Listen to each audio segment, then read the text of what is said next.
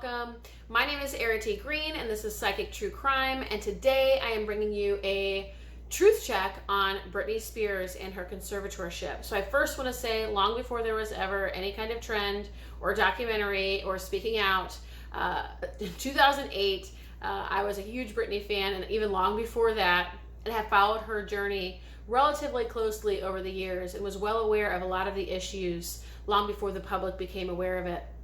So we'll see what comes up. I do wonder, are my inclinations or what I would have expected, is that what's going to come up in the reading? I have found lately, or at least always, since doing the Psychic True Crime channel, that a lot of what I think isn't true. And so it's really interesting to see what comes through from a higher source of truth or wisdom as opposed to little old me. So I encourage you to stick around. If you find you like this reading or readings like it, subscribe.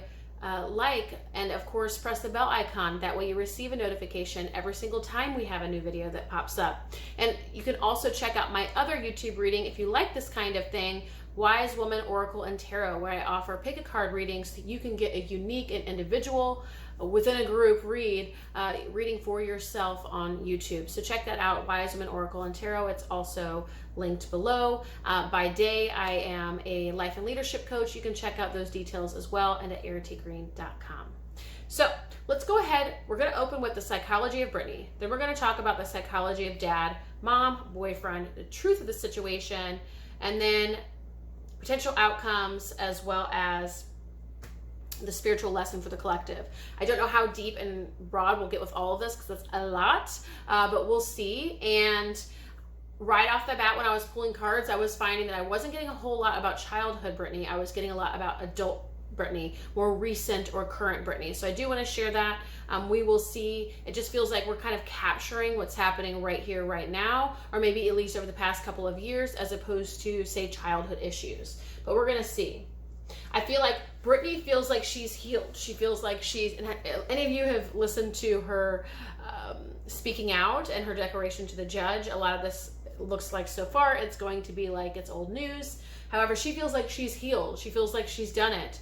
She feels like she's put in the work. She's done the healing. Now let her off, let her be, let her do her own thing. It's kind of like someone who's kind of served their time, and it's like they're willing to serve their time, and maybe they're not always willing to serve their time, but many times, one way or another, they become willing to serve their time, but then they put in their time and now they're ready to go. And that's how she feels, where it's like, I put in my time, I've paid my dues. So now what? Like, I'm just going to be sort of imprisoned forever. She feels like she paid her dues and now it's time for her to walk free. So I feel like she got inspiration from another source that brought her into a full realization or revelation about the situation that she was in. So I feel like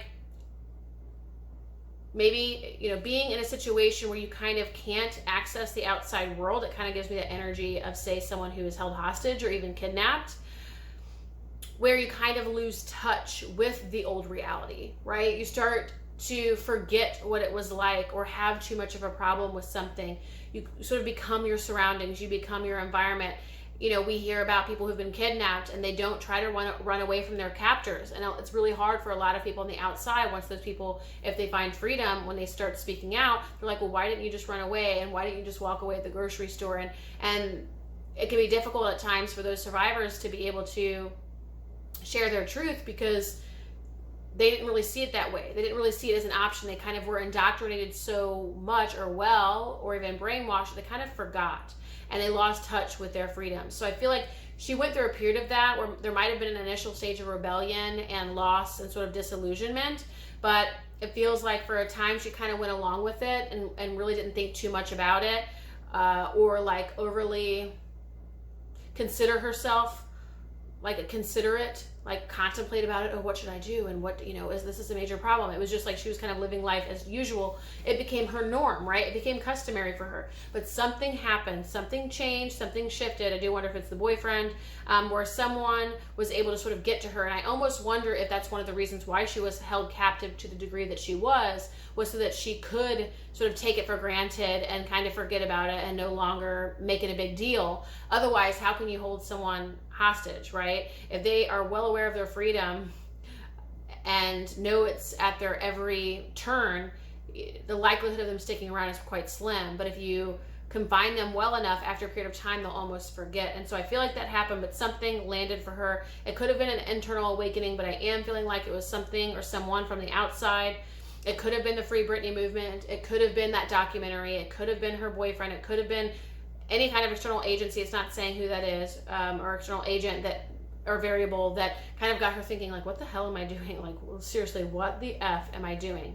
Now, some of this could also be due to her trauma and to the deep kind of abuse that she was speaking to.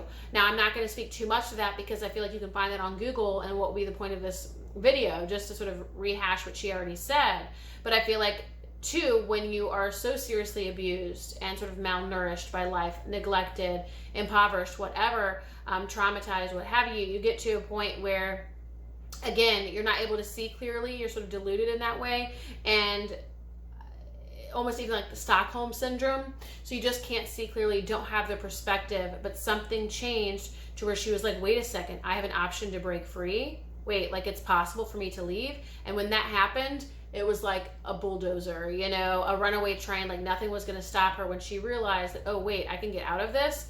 Now, as I'm sharing that, it also reminds me of what she was sharing about in her speech in the courtroom or over the phone to the judge, when she was talking about she had no idea that she could even petition for her freedom. So perhaps someone, was it her lawyer? Was it someone from the outside? Did someone do Google research and find out that she could break free? And once she knew that was an option, she was like, let's do it, you know, full force, gung-ho, 0 to 60, you know, in 60 seconds. I feel like she would, once she realized that this was a possibility for her, there was no going back, and she's not going to stop. Let me see what else is coming up here. Yeah, I mean, she genuinely, I feel like she wants her freedoms back. I feel like she does, to a degree, miss a little bit of her lavish lifestyle or privileged lifestyle. It's interesting because I feel some of this energy is still a part of her life. Like she's able to kind of, I feel this in two ways. Like right now, she's sort of able to sit back, relax, and, you know, maybe not even have a whole lot of responsibility on her shoulders, stuff like that. So there is some kind of freedom in that, but it's not worth the price she's paying in terms of her freedom of just being able to live sort of a sovereign life, right, or a self-directed life. I feel like she does miss and wants to experience more of. It's interesting because, you know, when I listened to the speaking that she did, you know, I was thinking, gosh, you know, she probably just wants to go out and like see her friends and like get married and have kids. And I do see that later on a little bit. And I have done little readings prior to this reading, so I should say that on my own. And I very much saw that one of the primary catalysts was that she wanted to have a baby. I told my twin sister about it at the time. I said, oh my God, it's because she wants to have a baby. Of course she does. And so I told her about it. Haven't got to that here yet. I don't know if we will. We might when we get to her boyfriend. But that was one of the primary catalysts too. Now, based on what we have here in this reading, I'm not saying that she was like ready to fight the conservatorship or like ready to speak her voice. I feel like she might have wanted the baby and wanted to kind of push for that, but knew she had her hands tied, so didn't put too much energy into it. But once she found out she could break free, she decided, okay. Now, there is another piece of this though. Again, it's not just those kind of everyday freedoms or personal freedoms. I feel like she really wants to, you know, get back to kind of living her lavish life, and it might have to do with being able to spend her own money, travel the world, experience like maybe private jets. I don't know what they do. I'm not that, but there is that vibe of like wanting to sort of sit back, relax, and sort of really enjoy the fruits of her labor. And that's the God's honest truth. These are the fruits of her labor. And so if that's what she wants to experience, so be it. You know, she has worked hard for this, and I feel like she really wants to. Two things. She wants to experience the fruits of her labor, feeling like she has worked her ass off, so why can't she, you know, she should be able to, and why can't she? But there's also something here about she wants the truth to be out. She wants people to know the truth. She wants people to know what she's been through and what's actually been going on behind closed doors. There is a value in that for her, that she really wants the truth to be known. So also I'm feeling like she is feeling like the potential. She is getting sort of excited or enthusiastic about the possibility of going free, like even to the point of like maybe she's starting to plan this and, you know, plant ideas for this, and oh, I'll be able to do this, and oh, I'll be able to do that. But she still feels like it's far off in the distance. She doesn't feel like it's something that's going to be happening right now, right around the corner, but she has a glimpse. It's kind of like when you have a glimpse of the light in a dark tunnel, and it gives you enough motivation to keep going, but it's still a little bit of a journey's way, you know? But I feel like she's feeling a little bit exhilarated and excited at the possibility of being able to be free and experience the life that she wants. Let me fix my light. Oops. So, but she still feels like it's a little bit off in the distance. Yeah, she feels like she can't be her true self. She feels like she's kind of become a smaller version of herself, a shell of herself, and she sees that. I don't know. I don't think she feels as vibrant as she once did. Obviously feels very disillusioned. Has lost a lot of her innocence in this, maybe even some of her light, you know, the light that we feel inside, right? The ability to experience joy and fun, to actually feel it to the depths of her. I feel like she might show that to people, but at the deeper layers, it's fairly heavy and dark and empty, and it's because of a lot of intense, immense sadness and grief and even rage. And I feel like, you know, so she really wants to discover herself, number one, but she's lost a semblance of herself, and it's because of the sort of insane encroachment of the control, the level of control in her life. She sort of lost, you know, who she really is. And I feel like she seeks that. She wants that back. And I feel like the energy that I have, honestly, and the energy that's here, I'll just say that, I feel like at a deeper level, so yes, she's seeking children, but I feel like it's because she's trying to find and create joy in her life. Maybe she doesn't know that consciously, and who am I to say, but what the reading is implying is that she doesn't have that within herself because of so much loss, because of the disillusionment, maybe even the abuse, the betrayals, and so on and so forth, because of the level of control. And she thinks that by having a child and sort of starting over, that it's going to reinvigorate her again and make her feel light again. Ideally, of course, she would do the necessary work of healing to be able to discover her true and authentic self without needing an external agent or something to be able to bring that forward. But then again, most humans are still operating in that way, and she very well might be too. I feel like she thinks it's going to bring her something that she doesn't have right now. So right now she's trying to stay hopeful. She is likely doing a lot of praying. We have a prayer card here, and I feel like she's a pretty religious and or spiritual person, and so she's really, there are no clear answers. This can go any which way, and she knows that, and she knows that the kind of odds are stacked against her, but she's very hopeful. She's very much praying, and she's really trying to hold out hope that this gets to change for her, that she gets to experience this freedom. So that's where Britney is at. Let's talk about her dad. I feel like her dad honestly isn't taking this all that seriously. I have to be completely honest. I think he sees this as like a tantrum of like a 3-year-old, where you just don't take it that seriously. And I could even say, I'll put my judgment on it here momentarily, that it's unfortunate because he's really not taking her seriously at all. He kind of sees this as like, oh, this is child's play. Like, he's just not taking her feelings seriously. He's very much taking that very, I'm trying to think of the energy of like a father who just never takes his child, especially his daughter, just doesn't have as much respect for her as her own sovereign being, like taking their voice as something that's like worth the while, like it's almost like hogwash, like baloney, you know, that kind of like energy of just being very dismissive and just disregarding it. So he's really not taking this seriously at all. He's thinking like this is like not an issue, lawyer's going to take care of it, this is going to pass, and little child like Britney is going to have to deal with her feelings and put up and shut up kind of thing. And I feel like any time that she's sort of raged against the machine and tried to get out, or tried to assert her opinion, or tried to explain herself, or kind of step into her own power with this, I feel like it's not even that he was cruel to her. The cruelty was that he didn't even see it as worth his while. Like, totally dismissive, totally disregards her, literally treats her like a 3-year-old. And I don't even like saying that, because I think we should value 3-year-olds as well. You know, Errity, you know, I believe that. And yet the energy, the kind of what I'm trying to get across is like how some people can be so dismissive of, say, a toddler, and just be like, oh, they're just having a tantrum, whatever. Like, you don't even take it that seriously. That's how he's treating his daughter. He's not seeing this as anything he has to take. He thinks he's doing good. He thinks he's doing the right thing. He thinks that she's not seeing this correctly. Again, he's being very dismissive. He's not valuing her truth. He's not seeing the value in her truth. Like, he's not seeing it as like anything at all to take seriously. You know, he's very much taking it with a grain of salt. And he's seeing that he's so dismissive of her and treats her like she's so young and sort of incapable and incompetent.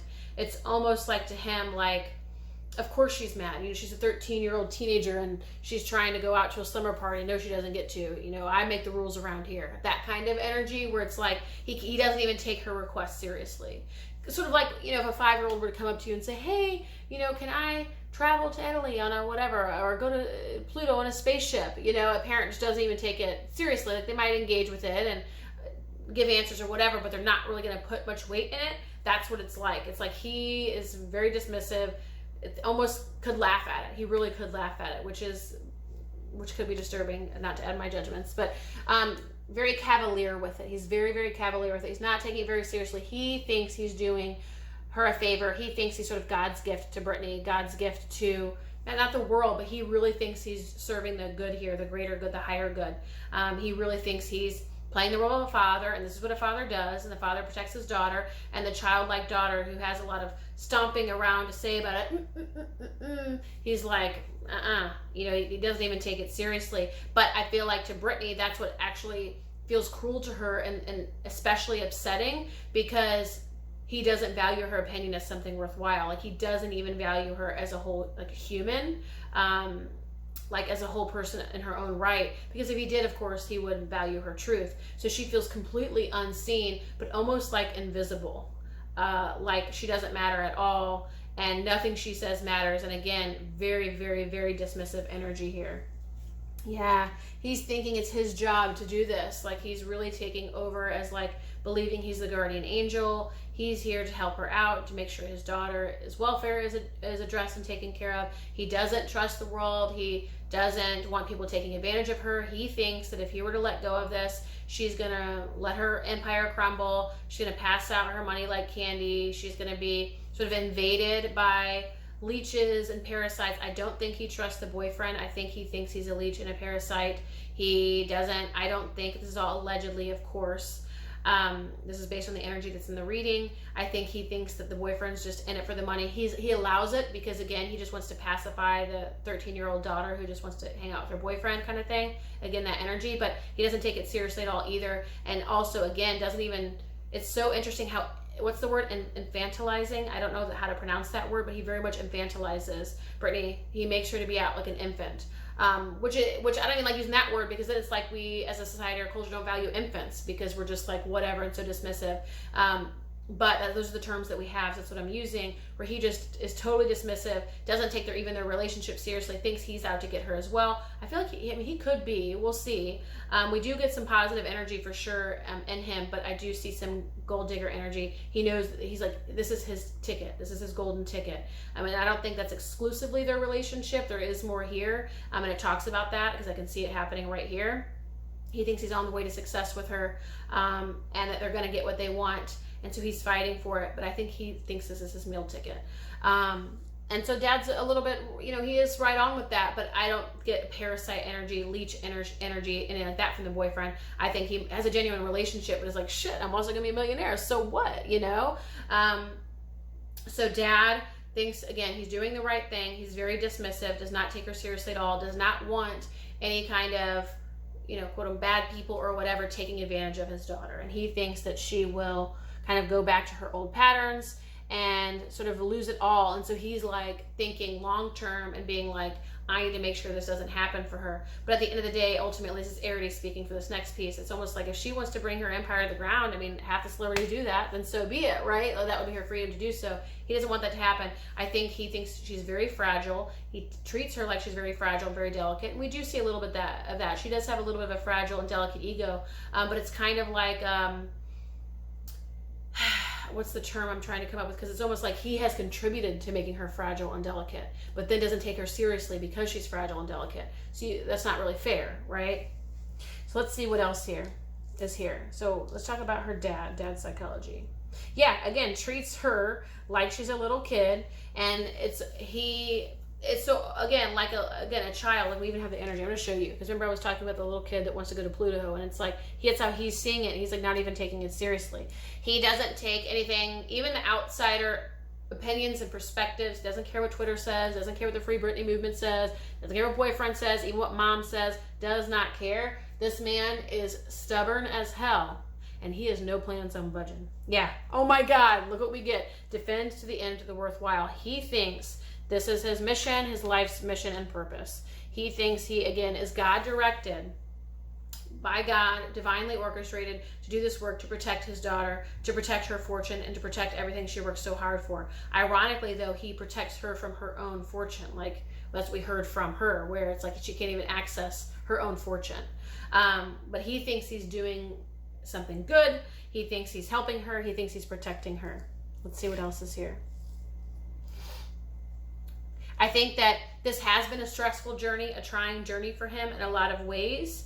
But I feel like he has a really good ability to sort of dust off his shoulders and, again, not take it too seriously. I feel like he takes this current court battle or legal battle, or even when Britney comes to him and wants to assert herself, which I don't feel is very often, but I think it's often enough. It's like swatting a fly.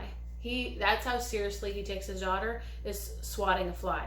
And I think that's as Errity speaking, where the problem is, because he does believe he's doing good. He is trying to protect her. There's a lot of pure intention here, but the fact that he treats her as less than human, the fact that he doesn't value her agency at all, the fact that he doesn't value her opinion, and literally like swatting a fly. That's how he sees his daughter. Let's see if there's anything else here. There was something else. I have to be honest, when I pull the cards, I get a lot of messages, but I have to wait and put them all out and then do the reading. And so I think there was something else here that wanted to come through, but I have since lost it if it wants to come through later. I feel like he kind of thinks like, he's like, I've worked my ass off. Like, you know, I think he has that energy too. He's like, do you know what I'm doing here? Do you know what I'm doing to take care of you? Do you know what I'm doing to keep all this whole thing afloat? Do you know what I've had to done to make sure that your estate is something to give down to your children? Okay, you know, like that kind of energy. Like, do you know what I've actually done for you? Do you know everything? And she's like, yeah, but I don't want you to do that. And he's, you know, isn't that interesting? It's very much that parent-child kind of dynamic where the parent's like, do you know what I've done for you? And the child's like, yeah, but I never asked for that and I don't want that. So that's very much the dynamic that we're getting. Now, here's what's really interesting. For Mother Lynn, right off the bat, we have After the Storm. That's the card I'm going to show you because otherwise you might not believe me. I think she wrote a book. I will check after this. I think she wrote a book called After the Storm. So it's really interesting that that's what's coming up. But let's see here. Let's tell us about Lynn's psychology. Where are we at here? I feel like she really wants the family. I think she's sort of optimistic.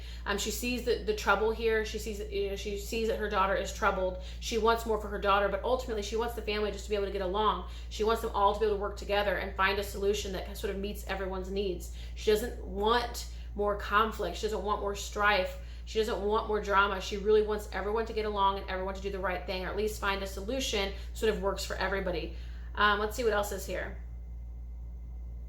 I feel like the mom has a history of struggling to sort of fight the man, or maybe even her husband, like speak up for herself, assert herself. I mean, clearly, I think that would be the generational pattern, right? If Britney is like a fly being swat at, that's likely how he treated his wife here. I think she is sort of stepping into her own and her greater personal power and her voice in this, but probably for a long time went without and didn't really assert herself as well or as strongly as she could have to stand aside Britney. But I feel like in a lot of ways she was also unsure for herself. She wasn't able to find her full grounding or footing in this to really recognize what it was that she wanted or what she thought was best. So for her, it was difficult to be able to assert herself or advocate for Britney when she herself wasn't sure what was the best thing or the right thing. Ultimately, it doesn't even feel like she cares necessarily too much about the conservatorship in and of itself. She's just like, conservatorship or not, I want everyone to get along and I want everything to be okay, like everything to be right in the world. You know, she really just wants her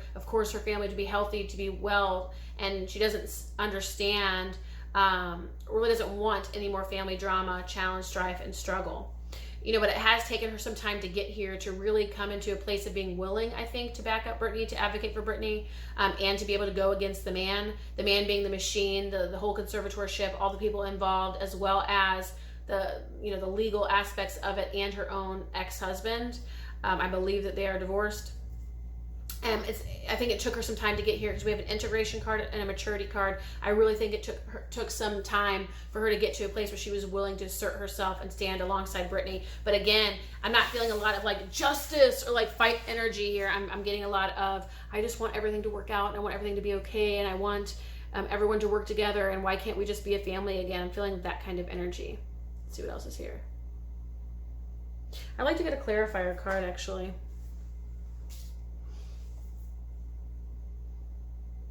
I think she wants to trust her daughter to try again. I think she wants to give her another chance.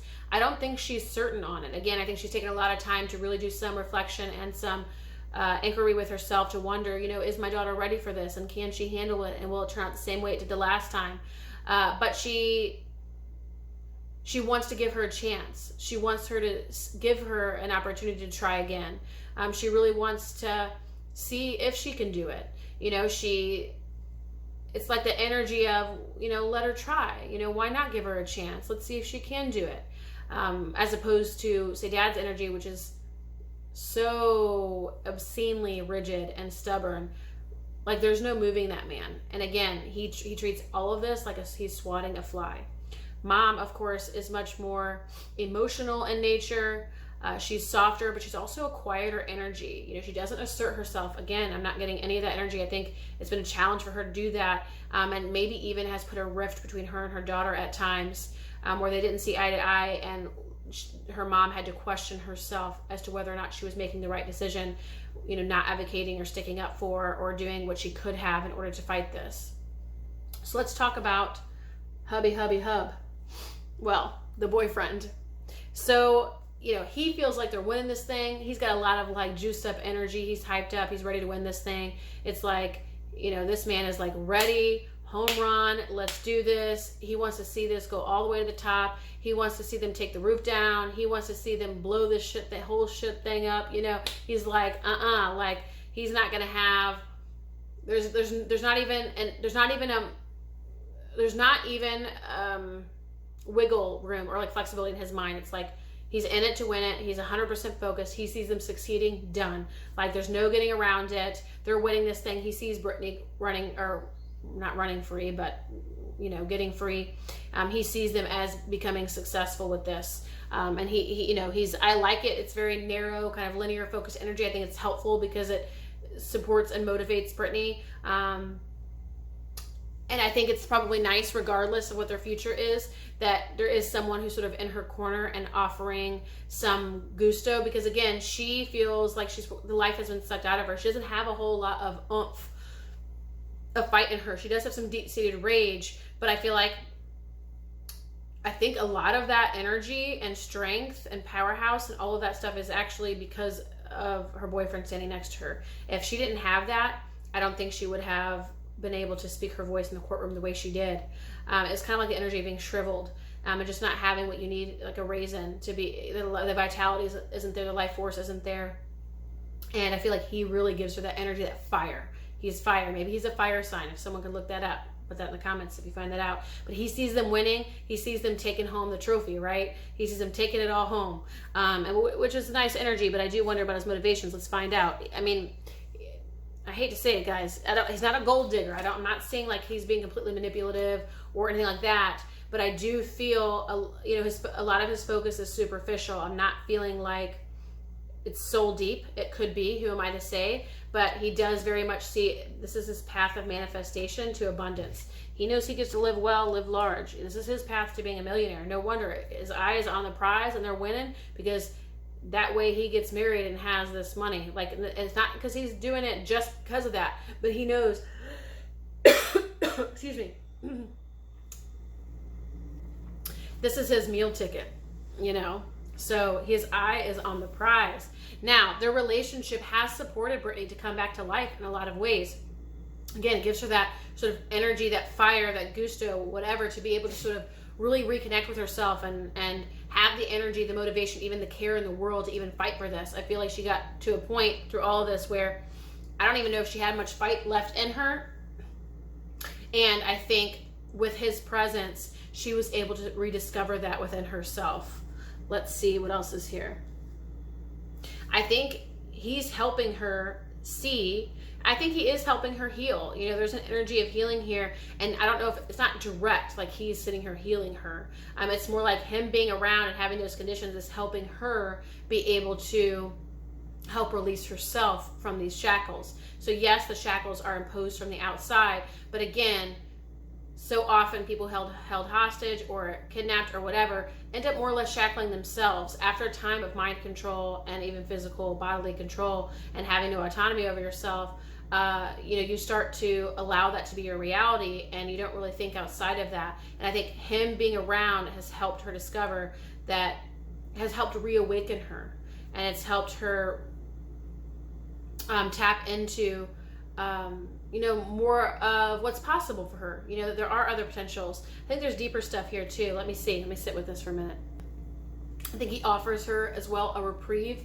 So kind of, she lives in sort of this controlled machine, you know, and she's kind of told what to do, and everything is structured, and times that she has to do this and times she has to do that, and everything's very structured and monotonous and routine and methodical, and there's a lot of just control and rigidity in her life and in her world. And I feel like he provides an escape. He provides a fantasy. He provides the ability to sort of peek out into something that is more like paradise. So, you know, being in the position that she's in, he's like the reminder that, you know, there is still good in the world and everything's okay. And again, it's kind of peak of paradise of, you know, things can be okay. It's an escape. He provides an escape. That's really what's coming through here primarily. He 100% wants to get married to her. He 100% wants to, it feels like even as well, be able to create a family together. You know, he wants this. What's interesting is I haven't felt like a whole lot of heart energy. I do feel like maybe a lot of his stuff is superficial, or their connection is superficial, but that's not necessarily a judgment, and I don't even know if it matters, because she's still working with kind of being a shell of herself, and she's still trying to discover who she is and who she is beyond being controlled for so many years and kind of grown dull and disillusioned and kind of dealing with all of that. And I think almost all these cards are positive, but they're also very superficial, on a superficial layer. I'm not getting like soulmates. I'm not getting deep, abiding love. I'm not getting like he loves her with every beat of his heart. You know, I'm getting, he's 100% focused on coming out the positive end of this. He knows this is his meal ticket. He has helped bring in her life a lot. He provides an escape for her, and he wants to get married to her and start a family. Like, done. Like, there's not a whole lot of depth here. So that doesn't necessarily mean it's not there, but I do wonder, you know, if this is or would be a fulfilling relationship if it weren't for the conditions that are currently in place. Because I feel like other people may have left, like kind of come and gone, and I think in his case he wouldn't leave even if it became uncomfortable, or maybe if he didn't like it, because it's his meal ticket. So yeah, so I'm curious. I wonder. We don't have any other answers here. I'm not going to pull any other cards, but I do find it to be a curious situation. So now let's touch in with, where were we? The truth of the situation. Yeah, the truth of the situation ultimately is Britney wants to be with her boyfriend. We have like, she just wants to have her own life and to be able to live her own life and have her own home and her own family. I feel like she, you know, we got a little bit of the lavish lifestyle and the privileges and the fruits of her labor earlier, but that was a lot of like, not ego, but like that energy of, I've worked hard for this. This is mine. Like, I deserve this. Why can't I? Like, this is mine. And so we got that, but at the deeper level, she truly just wants a happy, healthy family. That's what she wants. Happy, healthy home and family. What's interesting as we're tapping into that, the very, like, a next immediate thing, so the viewers might be getting this as well. I think that's her ultimate desire, because she never had it as a child. That was the need that went unmet. She had a very controlling, abusive, if not borderline abusive, if nothing else, psychologically abusive father. This is all, of course, alleged. And someone who is so controlling and so in his own space that he can't even see or value another human being in front of his face. So in his own narcissism, basically. And then she had a mother who really didn't speak up for herself, really didn't assert herself, and really couldn't find her own footing and her own ground and her own happiness. And I feel like she really just wants to be able to create something different for herself, but she may not know that consciously, or that it stems from not having it as a child. But I think ultimately she just dreams of having a happy, healthy home and family where her kids are just kind of running through the fields, and she's as happy as can be, and she's cherished and loved by her husband, and she's devoted to her husband, and everything's happy. Like she actually really has like a simple desire in mind and in heart. It's very, very simple for her. That's what she wants. Let's see what else. The truth of this situation. The truth of this situation. Let me see what else is here. Let me take a moment. So the other things we're getting here, the truth of the situation. I feel like there is an energy here of like a big, bold, powerful sort of feminine energy. And then we have the contrast or contrasting energy of, I don't want to say mental illness, but a mind that is sort of restless, or there's like, it's taking me a bit. One moment. So the other things I'm getting for these cards is, I feel like she has a lot to say, and she really wants to speak that and speak her truth and own her truth. And I feel like for a long time she might have been conflicted around this. I didn't know if it was in her best interest or even in the best interest of the family to be 100% open and honest and go public. But she also felt like allegedly this was the only way things were going to change, is by going public and telling the truth. And it's, I think, racked her brain for a long time. And I feel like she's finally able to come out of that because she's able to speak about this openly and not kind of harbor it as this secret, because on top of everything else that she's already dealing with, it was also this secret, and it was also this conflict of, do I abandon my family or become disloyal to my family and speak out against my family in order to advocate for myself? And I think that might be part of this deeper spiritual wisdom here, or even lesson, is sort of self-advocacy at all costs. Like no matter what, that is important. No matter what, one's truth, one's freedom is important. I feel like, you know, I feel there is, and I don't know what it is, and I even sat with it before I turned the camera back on. I'm not able to pull it up specifically, but I feel like she, whether it's, well, it's the truth of the situation, we're not coming from her perspective. I feel like ultimately she feels like she's being cheated, she's being betrayed, like something wrong is happening, illegal, unjust. And I mean, clearly, right? But I'm just saying, you know, there's something unjust happening here. There's something that's not okay. Like, this is not okay. And she's ready, you know, she wants to be free of it. She wants to release it. She wants to let this go. But what's interesting is I do have the energy of, like we were saying before, where it's almost like, not that she was okay with it in the past, but it was like she was conflicted as to whether or not she was willing to go public or tell the truth, and basically throw her family under the bus in order to honor herself. And I feel like she's coming to a time where it's more important to honor herself than is, say, the family name, you know, or their reputation or whatever. There might be another energy here, but it's not coming through. The other piece is, I feel like she's, in addition to sort of being done with it and feeling she's paid her dues, I feel like she's kind of, I mean, she is injured by it. You know, there's kind of a wounded animal energy here, where it's burdened her so much, the battle weary kind of energy, where it's weighed heavy on her so much. I mean, this has been a cross that she's been bearing for however long. Kind of reminds me of the crucifixion kind of thing, where you carry a cross for so long and there's really not anything left of you, and she just doesn't feel like she can do it anymore. Like she just cannot do it anymore. Like that's like kind of like the truth of it, the bottom of it, where it's like, I cannot do it anymore. Like there's, you know how you get to that point, and that's the energy. It's like, I cannot do this anymore. I don't care what I have to do.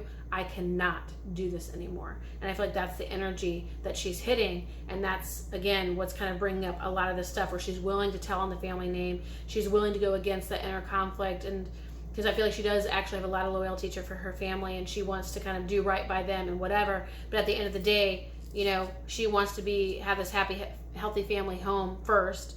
And she's also ready to let go of what she has to let go of, even if it's family, even if it's loyalty to family, in order to honor what it is that she ultimately wants, and so she can like no longer betray her own spirit, because there's nothing left. Like she has nothing left to give, basically. It's like, I've done it, I have literally nothing left to give. There's nothing left. So I have to free myself. So the next couple of rows of cards are on potential outcomes, and of course we never know, so we're just going to find out and see what's here. And then like the spiritual wisdom or spiritual lesson for the collective. So the potential outcomes here is that they come to an agreement, and they're both able to come to healing and release the pain from the past. They are able, this is a potential outcome, right? Where they're able to come together, come to an agreement where it feels like the father releases some control here. Does it mean he gives it all up? I don't know, but I feel like there is a release of control, and then in return, Britney sort of releases some resentment. And it's like both of them are able to release and clear some energy from an agreement that might not be amicable, but they're both willing, and they find sort of a common ground that makes sense for the both of them. It would be something where the father definitely releases some control, and in return, Britney then sort of takes the arrow from his back that she currently has on him for being the bad guy. What else here? What are the possible outcomes? That she's able to really find greater harmony and fulfillment in her life. That's a part of one of the ultimate outcomes here. What else? Yeah, where she's actually able to have another chapter in her life where she steps forward into another chapter. I don't know if it's her performing. This actually kind of looks like her just kind of sitting back, relaxing, and enjoying the fruits of her labor and all she worked so hard for. It's interesting because throughout all of this, I'm not getting energy that she even cares to work anymore or wants to work anymore. I feel like what's happened is her career and her work became the meal ticket for a lot of people, and she didn't like that. She didn't like that she was being taken advantage of or used and even abused, in her own words, in order to sort of feed people, basically. And so she'd rather not work at all because it's almost like becomes something that represents something negative for her, where it's become a monster of its own. It's not really about her passion, her love for it, or any of that anymore. It's a meal ticket for people, and she'd rather just do away with it. And honestly, she just has, she feels like she's worked really hard and kind of put in her time, and not just in the conservatorship. She feels like she's put in her time. She's like, I've worked my whole life. This is her kind of energy. I've worked my whole life, I worked my whole childhood. That's all I did was strive for this, and then I finally got it, and it more or less raped me. You know, I feel like that's the energy here, whether she would say that or not.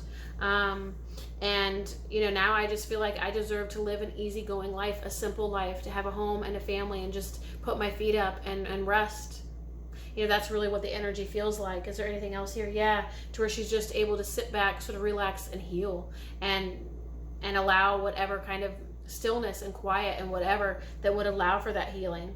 I feel like there is, again, one of the potential outcomes is that everyone's able to heal and to move forward, that everyone agrees or is able to release some energy around this, that charge of energy, and that she comes into a place of just actually being able to enjoy her life, because it feels like and she feels this way, like the energy is so pent up because she worked and worked and worked with a workhorse, and then sort of everything kind of came crashing down, and then she was kind of locked away. And so it was like she's like, well, wait a second, you know, on this hand, it was all whirlwind and everything was moving so quickly and I was working all the time, and, you know, I couldn't even tell Tuesday from Friday. And she's like, and then I was locked away. I've literally never been able to taste freedom and sort of taste, again, the fruits of my labor that I've worked so hard for.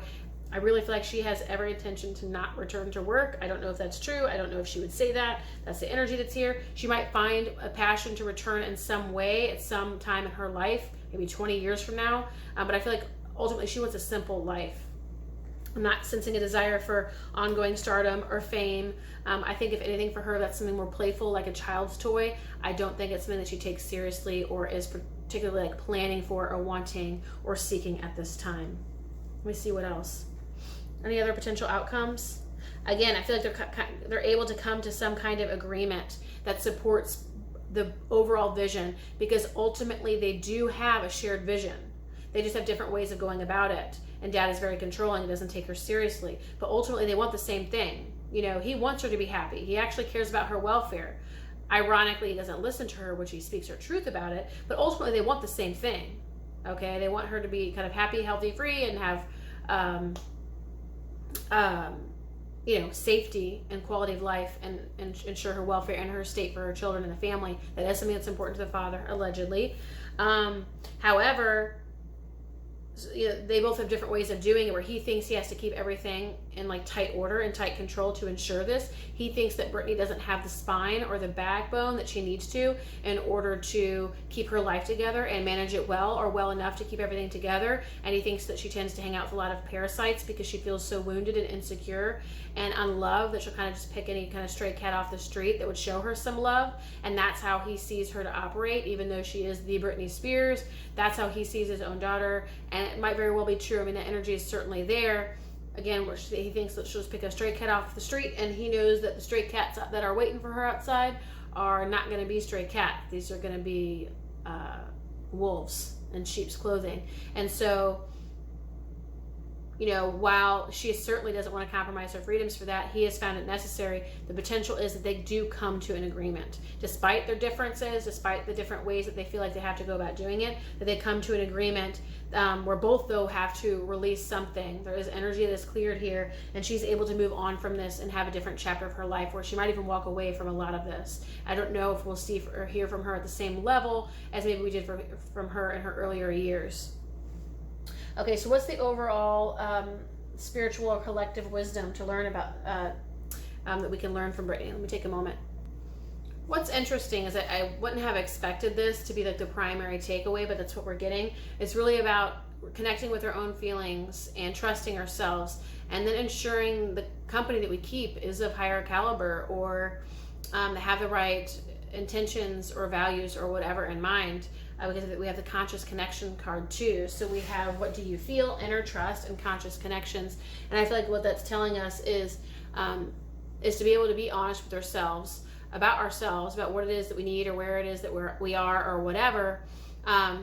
Ultimately trusting ourselves and trusting those feelings. Like, does this feel right? Does this feel not right? Am I being taken advantage of? Am I being abused? Like, being able to find that clarity or that clear perspective, and then ensuring that we keep the people around us who are of high integrity, are of high caliber, are of high character, that aren't going to abuse us or take advantage of us or take from us. I think there's more here, so give me a moment. So the overall vibe I'm getting for this final row of cards is like, we have a lot of noise in our lives, a lot of chaos, a lot of people, a lot of hands in the pot, a lot of things going on, a lot of distractions, a lot of noise and even dysfunction or chaos or whatever. Like, it's just like noise, chaos. It's going to be very difficult to find our own voice in that and to find our own truth in that. And I feel like in her situation, sort of what we're kind of getting at least in terms of at least one lesson or some wisdom we can take from this, is that her life was so loud and so busy and so many hands in the pot that she really wasn't able to decipher or discern her own voice in that. She wasn't able to decipher or discern her own truth in that. She wasn't able to decipher and discern her own autonomy within that, and as a result she sort of lost herself over time, and it feels like it was a slow crumbling, or like kind of water, how it goes over rocks and kind of slowly erosion happens. I think there also was some deep loss and difficulty with some bigger events that occurred, but I feel like overall it was so noisy and distracting and whatever and busy. She didn't have the time or the space to like know what her own opinion was, determine what was important to her. She didn't even know what it was, let alone have this sort of autonomy or agency or personal power or whatever to be able to voice it. Now the thing is, I feel like she feels like she was always strong and always voiced her opinion, and she kind of thought she was like boss bitch and like the circus, if you guys have seen that, heard the song and the video and stuff, where she's like asserting her power and she's the captain of the ship. But at the end of the day, there were too many hands in the pot, and I feel like it was just so much encroachment that she was unable to find her personal autonomy and personal power, and that she would have lost her voice. It kind of went muted over time. And then what happens in that situation, we don't have that level of autonomy or self-trust or discernment or whatever. We can find that things kind of encroach into our space or take over that aren't what we ultimately want for ourselves. Now here's what's interesting. Here's this very simple example. So let's just say you have no idea what you want, okay? You don't know what you want to eat for dinner, okay? You don't know if you want to make something at home. You don't know if you want to go out somewhere. You're not even particularly sure what kind of food that you want. You're just kind of feeling blah and uncertain. There's no particular there's nothing here, right? You're just, I could go for that. I could go for that. I have no idea, right? You have no idea what you want for dinner. So that means if Bobby comes up and says, hey, well, let's go to Applebee's, and someone else comes up and says, hey, let's go to Chipotle, and someone else comes up and says, hey, let's go to that authentic Mexican restaurant, whatever. So it's like now all these people's voices are in the mix, and you will maybe find the best fit, but ultimately it wasn't your own truth. It wasn't what you wanted. You didn't even get a chance to know what you wanted or get to learn what you wanted. And I feel like that's been her whole life, is not really knowing what she really wanted, not really knowing what her unique voice or truth was. There was always so many hands in the pot, so much noise, especially a very controlling father, and this whole like stardom that the whole family sort of got behind and pushed her towards. Now she wanted this, but she was also an innocent child and wasn't aware of like the consequences of it or the aftermath, or even aware of like the process that was unfolding. But ultimately it was leading her to a place of sort of zero autonomy, zero self-knowing, zero self-trust. And so when you're in that space, of course, like I said, then you don't even know what you want, and the next thing you know, you're sitting at Chipotle, you're like, I didn't want this at all. Or you don't know what you want, you're like, oh, what do I want to do? Let me reach out to so-and-so, gosh, I don't know what I want to do, but they said, hey, let's go to the movies, and they said, hey, let's go have a drink, and they said, hey, let's go have a barbecue, and again, you end up at Applebee's, and you're like, wait, how did I get here? I didn't want this, right? So it's very much about taking the time, the space, to nurture that connection with our inner self, to nurture that connection with our inner voice, to nurture that inner self-trust that we have aligned. So there is some kind of autonomy here. So some kind of self-agency. Like there's something here for us to work with, as opposed to sort of being all over and wobbly and unsure and uncertain, having no footing, no ground, no voice, nothing. And then we can kind of be pushed and pulled in any one direction.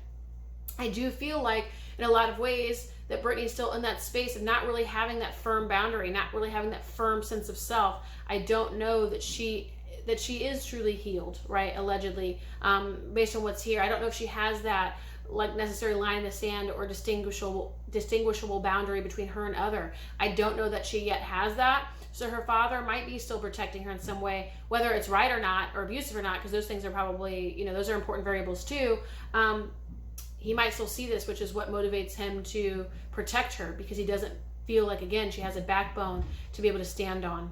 So this is about developing a strong sense of self, developing a strong connection and relationship with self, and being able to recognize what it is that we actually want, so we can truly live by that, where we won't be taken advantage of, where our voice won't be silenced and suppressed because of someone else. And of course, this is a much bigger conversation, right? We can talk about privilege, so many other elements and variables that go into this. But at the end of the day, what this teaches us is the importance of self, of a strong and healthy ego, of knowing who we are and what we want. That's important. Having a distinction and a line between self and other, which I know we don't hear so much in the spiritual circle, so I'm glad this is coming up. It's about you having that boundary, knowing where you end and someone else begins, and vice versa. So that's what we can learn from this, is a sense of self, a stronger sense of self, a healthy ego, a stronger connection to self. And when we are stronger, we are less likely to be taken advantage of, exploited, so on and so forth, because we have our backbone, right? And we're able to stand up for ourselves, voice and assert ourselves. Ironically, through all of this, and this is what we'll end with, because her dad, I think this is the breakthrough healing spiritually that had to happen for her, because her dad has kept her over such intense control, this backbone has been growing, and with the help of her boyfriend, whether he's endgame or soulmate or whatever, because we didn't get a lot of depth there, but still he is around, he is stoking that fire, is helping her, and is keeping this energized and motivated toward a goal. Slowly she's building this backbone. Because her father is so controlling, in order for her to free herself, she has to build this backbone.